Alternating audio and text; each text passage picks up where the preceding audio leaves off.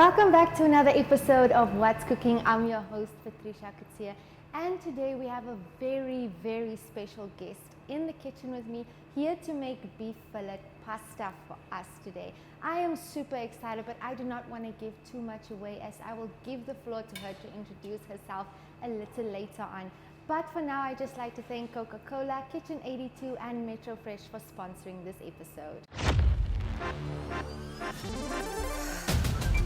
MyZone presents MyZone Schools Esports Competition. Still possibilities. Round 1, 3, 2, 1.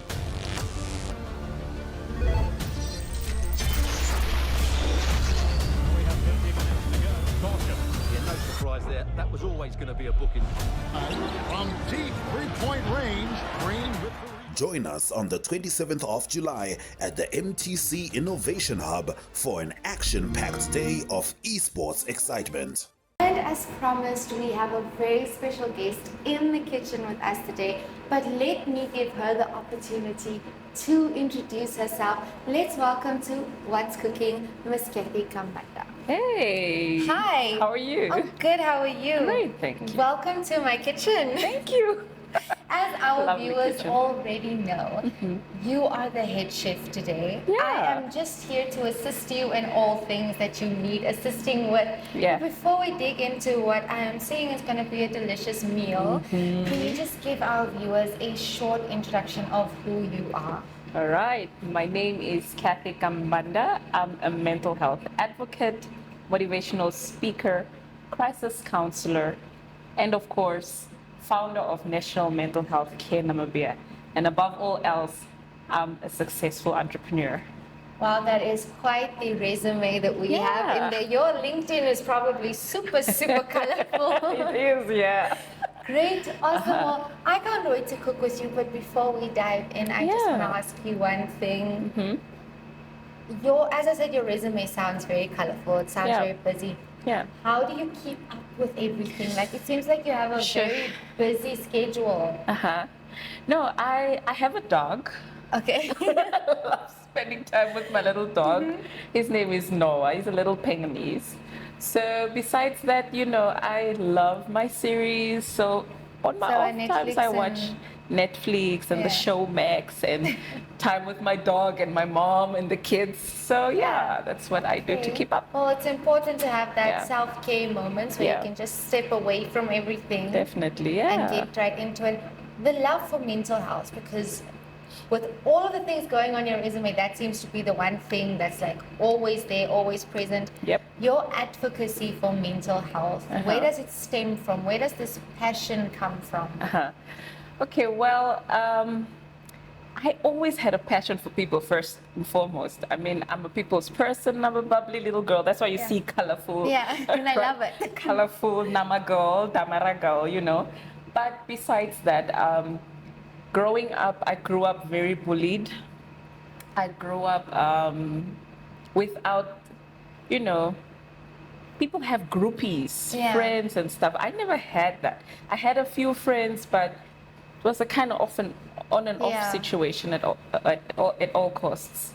But at the age of 13, I was raped.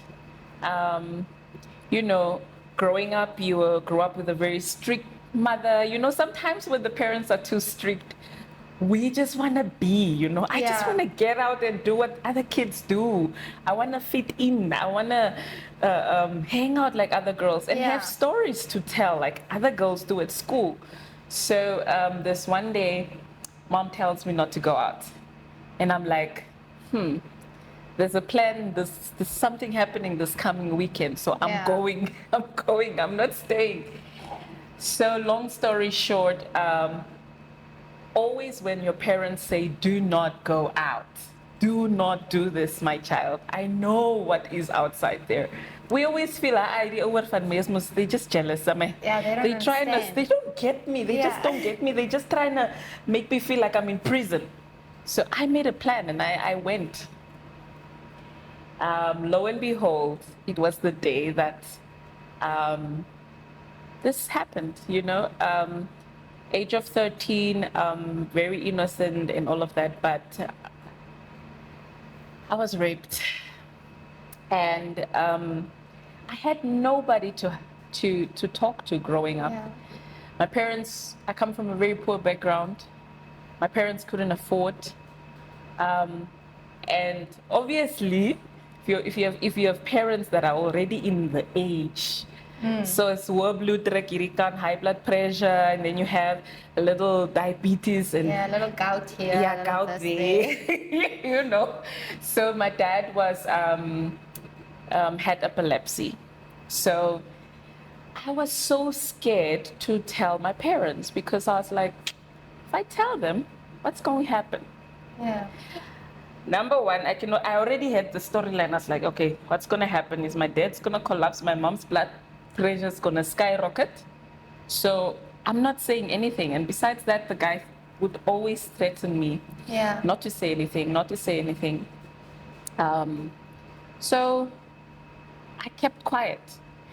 And, time and again, this guy kept calling. And at the time, my mom was working for the Women and Child Abuse Center, right? So I would ask my mom, there's a child in my school, my friend, she got raped. But it was like 2 years ago. It was a while ago.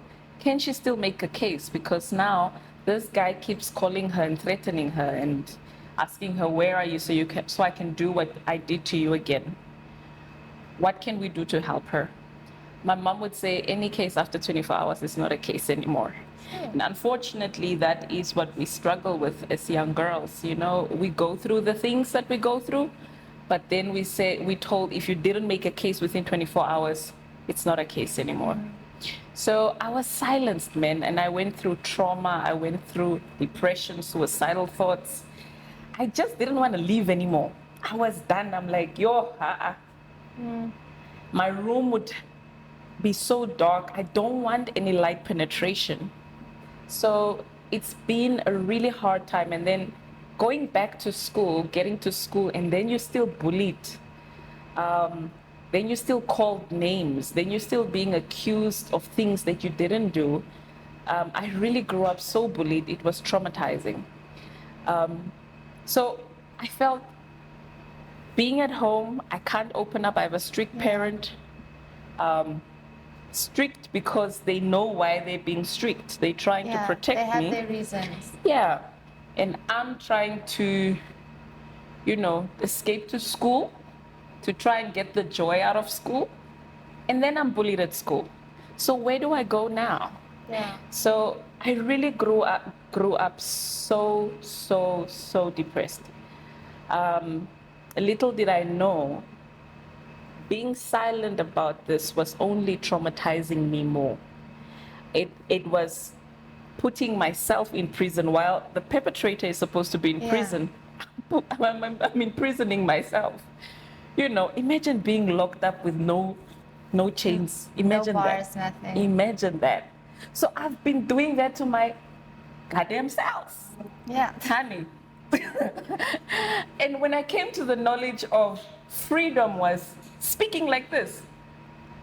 Being unapologetic about your Being truth. unapologetic about the truth, okay, I had a part to play in my mistake, which was not listening to my mom. Feeling so overwhelmed with her protection that I felt that she's just being extra, like, ugh, you just calm down, mama, toch, drink a chill pill, just relax. Yeah. I got this, it's my life. I know what I'm doing. I know what I'm doing. Why do you always think, Yeah, but they actually know what they're doing. They actually know why they're trying to protect us. So I started voicing myself. I started speaking about it. Trust me, I would not be smiling and talking to you right now. Trust me. We would be sobbing in this kitchen, having salty tears on this food. I swear, it would be a bad day. Yeah. But that's the beauty about speaking and opening up and letting it out. I mean, bringing awareness to what you did and taking accountability from how it became, and forgiving myself for allowing myself to be in such a situation. And after forgiving myself, finding my path to what makes me happy.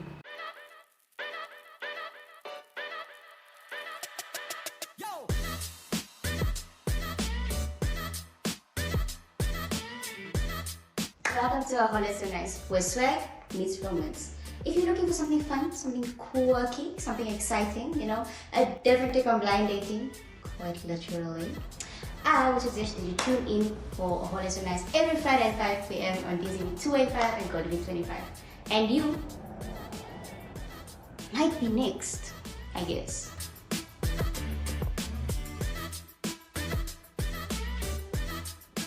Shh. I'm on a blind date.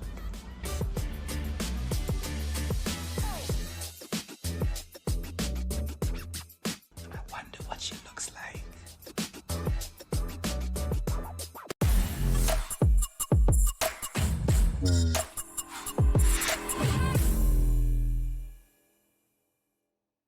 And we are back. In the break, we got really busy prepping the next stage for our beef fillet with pasta. Is it beef fillet pasta or beef fillet with pasta?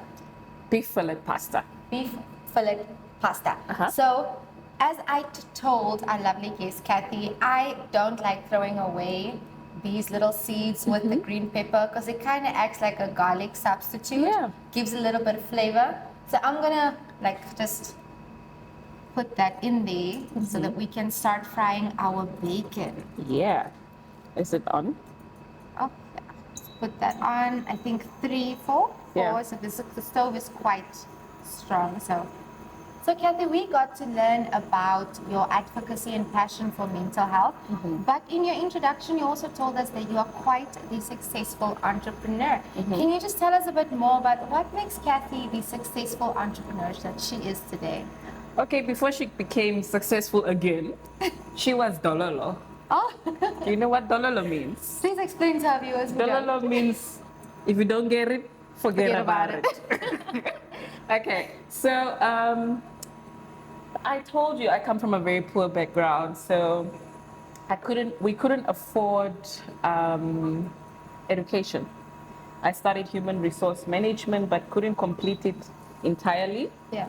because I couldn't complete the studies. So I was forced to start working. So my first salary was $1,000 Namibian right here in Windhoek. Yeah, no, that's not a lot. That's not a lot.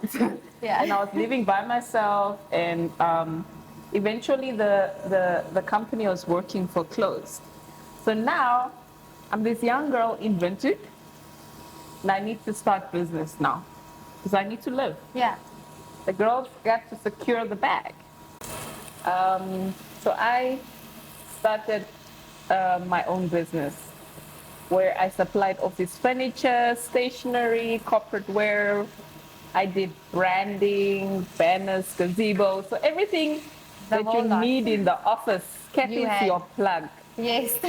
Kathy's got you. So I did that for some time, and within 6 months of my business, I made my first million. Wow. So I supplied like 2 trucks full of office furniture. Was the youngest girl at this big institution supplying office furniture. Wow. So my mom obviously, when I wanted to pursue my business career, she said, "Nee, what type of manners are you? You are full of yourself. Go and work. Go and look for a job. You think these people are going to believe in you? First of all, you are young. Second of all, you are black. Nobody's going to believe in you." I'm like, I'm going to teach you and show you what you gave birth to. Yeah. So sometimes those hard words actually push you, because as jy net daar met die sagte woordjies altyd lê, like my oma used to say, they make you so comfortable in that Yeah. bed. You're not going to get up. So now I had something, man, to Yeah. prove my mom, hey, Something that pushes you. let not to me give show up. you, you have given birth to this girl at 6 months. Kom ek wys jou. I'm not just a premature baby in J. No, honey. So I made my first million. I took that purchase order and I went all the way back to Tsumeb just to go and show my mom, Kere, Mudra. Meaning, take, can you see? Huh? Tell me again I'm not capable. So my mom since then, shoo, and she said, Mekan salute. Ek Yeah. respect your honey, and then the depression started. Because now I'm overwhelmed. Overwhelmed. Yeah, Wow. honey, that Gotta- word. That word. So the overwhelmedness started. Yeah. And the friendships. Imagine not having friends in high school. Now I have friends. All the friends in the All world. the friends in the world. Now I'm young and I bought my own car cash. Amen. So after buying my car cash, I started not knowing what to do with the money. Because now I don't have understanding on how to grow the money. Yeah. I don't know how to scale. I have no idea what I need to do. Long story short, I would give money away to a lot of charities. The heart that I have. Whew. Lord, I didn't ask for this heart, but it's there. A big heart. It's a big heart.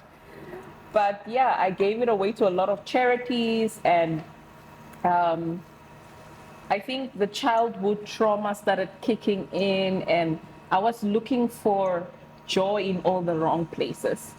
Meaning, if it means that we need to go out with the girls, have ice cream, or go dancing, just to forget about this trauma. Yeah. And somehow you can't pinpoint what's wrong with you, but you know there's something wrong with you. Yeah, something and that's isn't why you're balancing. looking for this emptiness, this vacuum inside that you're trying to fill.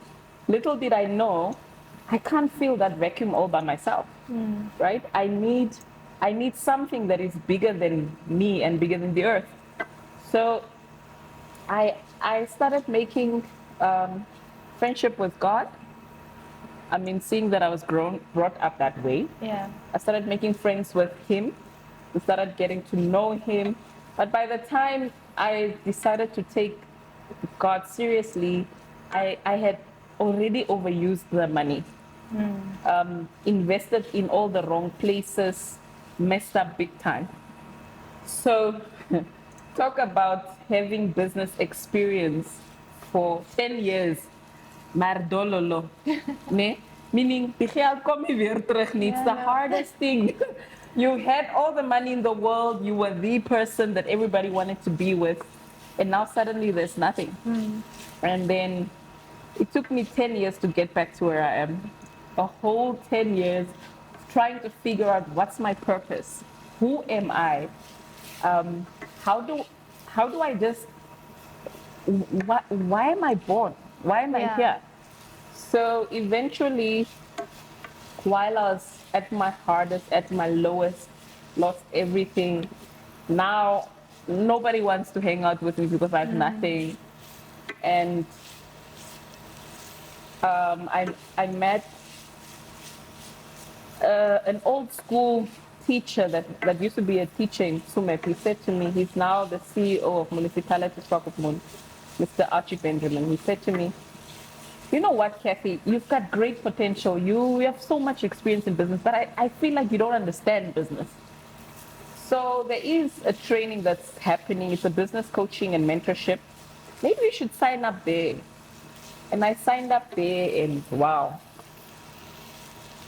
I met Business Box Namibia, and they started coaching me to start up a business that I can wake up doing every day of my life and love doing it. You can always add, but when it's too much, You can't remove it. can't put it away. But for our viewers, do not leave yet. We will be back right after this.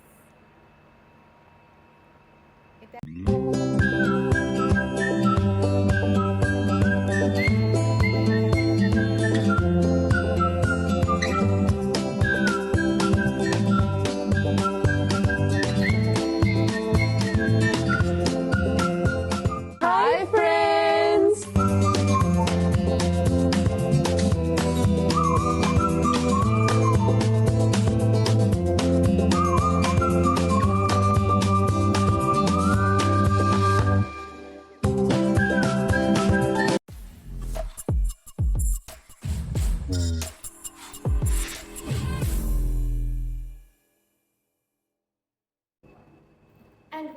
officially come to my favorite part of the show, where we get to taste our hard work and slavery in the kitchen. Yeah. Honestly, this smells good.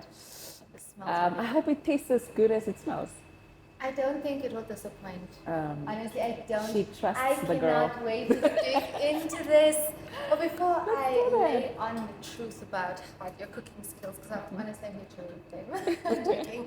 Yeah. I heard that you recently won a humanitarian award for your work. Oh, Can you wow. tell us a bit more about this? What is this award and what it means for you? Yeah, you know, like I believe in writing things down and believing that they become. Okay. So everything about my life you write down and then you just trust and hope that it really comes to pass.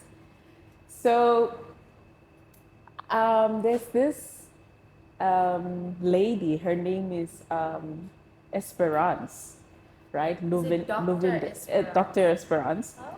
So she won a humanitarian award, and I was wondering, what is a humanitarian award? So I started Googling, is it like an award that you apply for, like when you're doing the music awards and stuff like that? Just to realize it doesn't actually work like that. I Googled because I'm like, I need to apply for this thing because Yeah. I do so many humanitarian work. I think I need to apply and let people compete, you know, to vote for me so I can feel like some sort of, vavavoom. But I never got to that link. And, I wrote it down. I want to win a humanitarian award one day. And, I believe in the scripture. There's a scripture that says, Habakkuk 2 verse 2, write down your vision on plain tablets so that he that reads it may run with it. And then it says, don't worry, it will shake a little bit. In verse 3, it says, it will shake, the wind will blow. It will stutter, it may look like people won't believe in you. In your journey, they will, let's say, and say you're wasting your time. And others will, even those ones that you really, really believe, they will make you shake a little bit. They'll make you doubt your journey a little bit. But be patient. It is for your vision is yet for an appointed time. Time for us to taste. After such a story, my stomach. Are you hungry, ne? I am. We've been behind the stove so long. It's time for us to taste. Okay. Are let's we ready? taste. Dig in. Bon appetit. This is a meal. I think I need to eat this with a nice cold. Because these folks have been in the fridge. They're nice and cold. Yeah.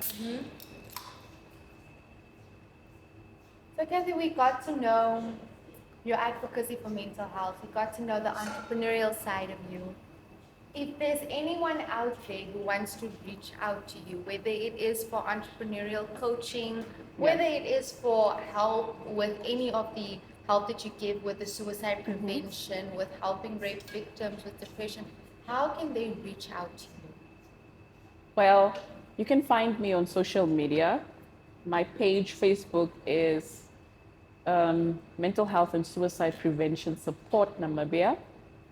On Instagram, it's Kathy Kambanda, also Motivations with Kathy. And the third page on Instagram is National Mental Health Care Namibia. My helpline number is 081, or should I say +26?